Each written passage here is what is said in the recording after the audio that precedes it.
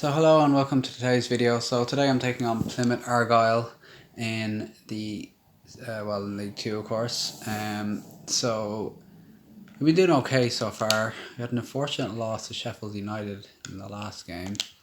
It's very different to real life where Sheffield United are doing much better. They just in the real world, from when I'm recording this, they just beat Everton today. So that was a big result for them.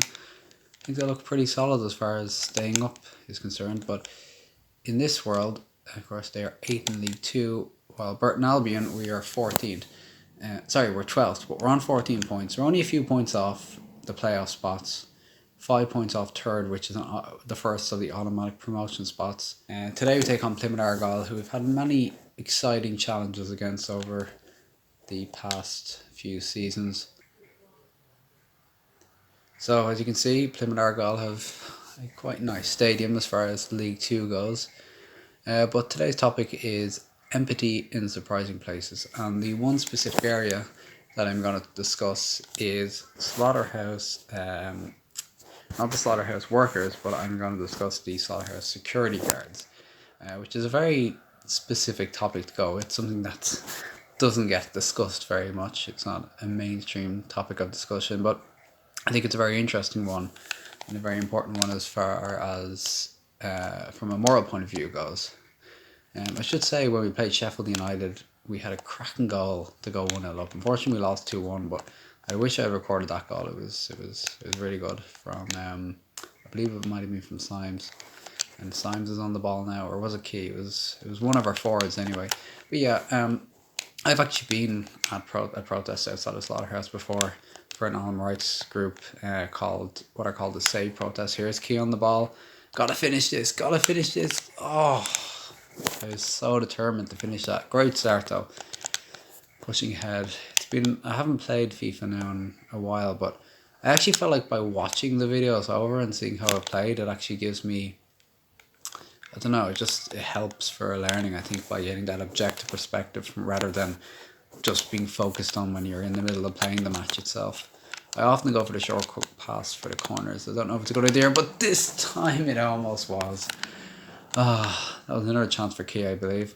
But I've actually been at a protest outside of Slaughterhouse on 2 occasions. Once I was outside a protest in Canada, in Vancouver, while I was on a holiday over there. I was actually going over to take part in a web festival, and we actually went to a protest there back in, it was 2018, it was around April 2018, or it was in April 2018, and now there was no actual really security guards at that one, I have to say. It was just mostly the workers who were sort of acting as security guards in effect. But in terms of when I was at a protest in Dublin, it was along the sort of Dublin-Meath border.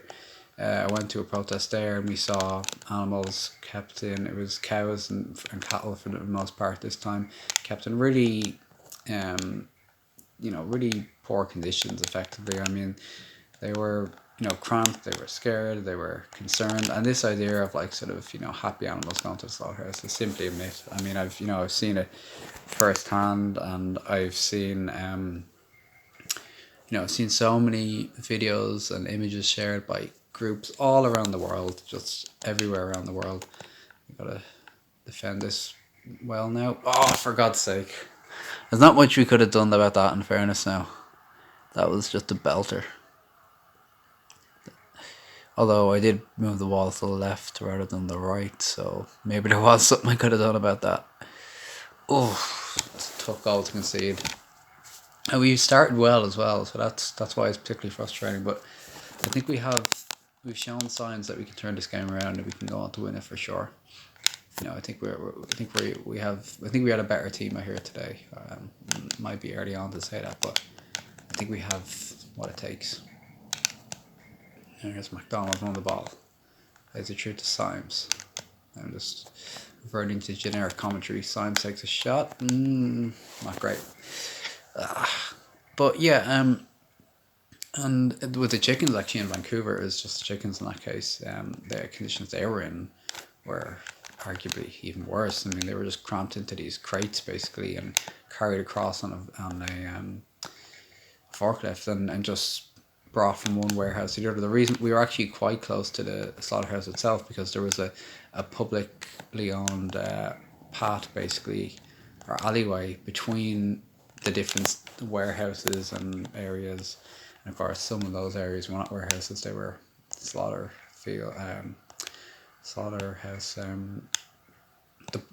Where the actual slaughtering takes place.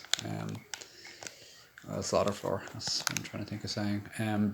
And yeah, they were kept in terrible conditions, and in both cases, it was poor conditions. And I've just seen so many videos and pictures shared on a regular basis by groups all around the world showing the reality of it, which completely contrasts the sense you get of livestock animals and the lives they have from the ads of them, and just the general idea that's sort of out there and believed. I mean, it's quite simply just not true. It's just not reality. But getting more so to the point now, the actual slaughterhouse workers themselves, I've seen many occasions where they show surprising empathy with regards to the situation in terms of how the animals are treated, and more so than your average person would, I believe. A lot of people might sort of just joke about it and they're not really take it seriously, but I think because they are nearby where it's taking place, a free kick now, but not actually directly involved, they can. Ah, that was a bad finish by Key. Just needed to smash it in. Time is ticking away. That's frustrating. But yeah,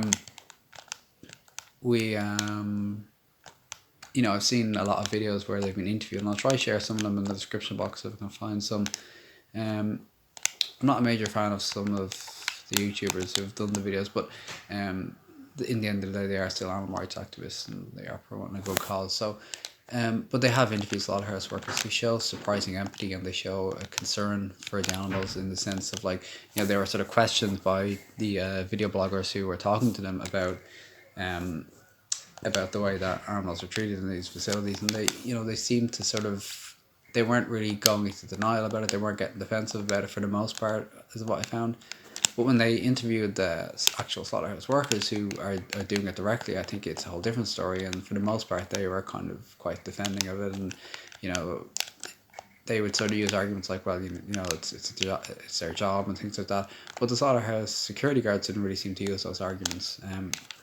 I think they seem to have a certain degree of understanding of it, and this is not to, sort of make excuses for the fact that they're working in this industry when, almost certainly they probably could find employment elsewhere. It's actually, the employment rate is quite high at the moment. It's actually, there's a lot of, I've certainly found that it's very feasible to get work at the moment. Depends on where you're from, of course, but in Ireland, I think for the most part it is the case. Surely this time it's got to be, yes, Reed, 1-1, game on. That's much better. That is much better. I knew we had what it takes. We just had to get the opportunities and take them. And this time, we did. Reed did. And it's 1 goal apiece. So this is good. 1-1. I'm a big fan of football in general. I actually have, I used Google to pin the scoreline of Newcastle and Brighton, who are taking part, playing the game right now when I'm recording this, which is on the Saturday previous to when the video was released. I threw a bet on Brighton to win, but it's 0-0 at the moment. But yeah, with regards to that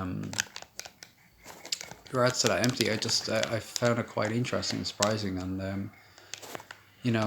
think the videos kind of speak more so for themselves, but they do seem to get the idea of it. I'm gonna make some changes now. Actually, I think it's nearing the hour mark in virtual time, so I think now would be a good time to make some switches here. McGurk, I think, should come on. I'll bring McGurk on for signs, and my PlayStation has paused again. I find if I just hit it, then there we go, back. I think it's a problem with the PlayStation itself rather than the games. It's quite old. I think I got it in 2011. It's one of the sort of slim PS2s. I'm probably one of the few people in the world who's regularly using the PS2 at this point. I'll bring on Phillips for the lap. Should I? Will I?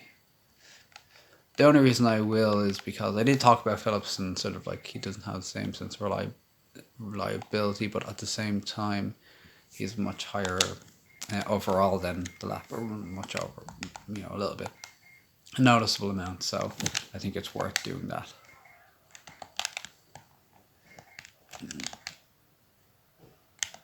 Ah, god damn it. That's not good. Alright, there we go.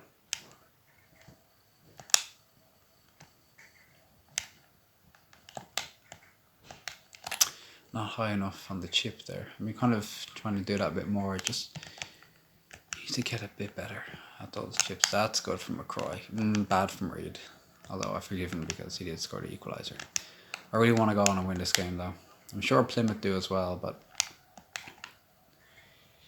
we played Plymouth quite a few times. We had an interesting encounter with them in the first round of the FA Cup last season. We drew, I believe it was 4-4.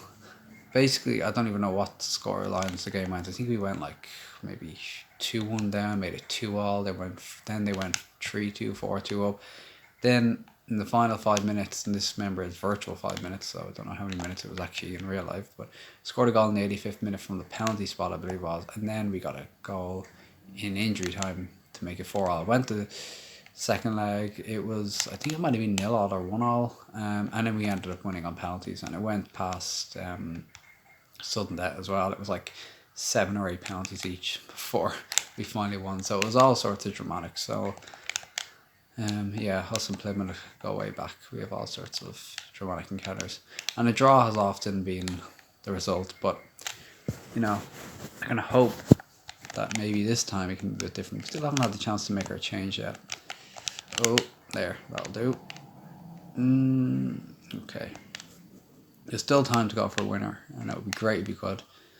But yeah, more or less just summing it all up. Regards to slaughterhouse workers or slaughterhouse security guards, they do show surprising empathy. Oh, if I passed it just a bit sooner to McDonald, they could have got a goal. And I think it's they have. I think they're nearby, but they're not directly involved, and I think that is a big part of it. That was a chance, perhaps. Still time though. It's all us at the moment. The lap. No, I wanted to play it off to someone else there. I don't know if we're going to have time to make our change. Oh, hang on. Key. Through to McDonald. Smash it. Penalty. It's a penalty. It is a penalty kick. Whatever penalties in around the 85th minute in the FA Cup. And now we have it in the league. Okay, I'm terrible at penalties. I don't really know what to go left or right, but I'm going to try. And I've gone right, and it's gone in. It's 2-1. It's Ho, and we are leading. Oh, this is brilliant. What a lead this is. Alright, I'm going to go 5-3-2 now and try to defend this lead. Great penalty from Ho. So yeah, I think I just sort of tap the analog stick, or kind of hold it a bit to the direction I want to go in. The left one, that is. And it worked. Boom. Burton Albion take the lead. Goalkeeper went the wrong way. Smashed it into the right side of the goal. Okay, well, we have made 2 changes there. Well, those were more attacking changes when I wanted to go 2-1 up. I made that around just before the 60th minute mark, so the ball stayed in for quite some time. But now we go 5-3-2. We go more defensive. And we try to seal the deal. Hopefully we can. But yeah, they do show surprising empathy, and I think we need more empathy in general for non-human animals and the livestock industry. I think it's cultural, societal propaganda and tradition that has been passed on for so long, that has held in place this idea that that they're just objects, means to an end. The fact that it's so easy for people to just see that as reality, I think, is proof of that. And now Key to finish it off. Oh, so close. But look, we get the win. And that is what really matters in the end of the day. Same with animal rights. If we can get animals liberated someday, end animal exploitation, then that's really what matters for me. Alright, so we've beaten Burton Albion. I am Burton Albion. We've beaten Plymouth Argyle by 2-1. Great win. Will hopefully put us in or very close to the playoff spots. Thanks for watching, and I shall see you again next time when I will probably be discussing ancient Egypt.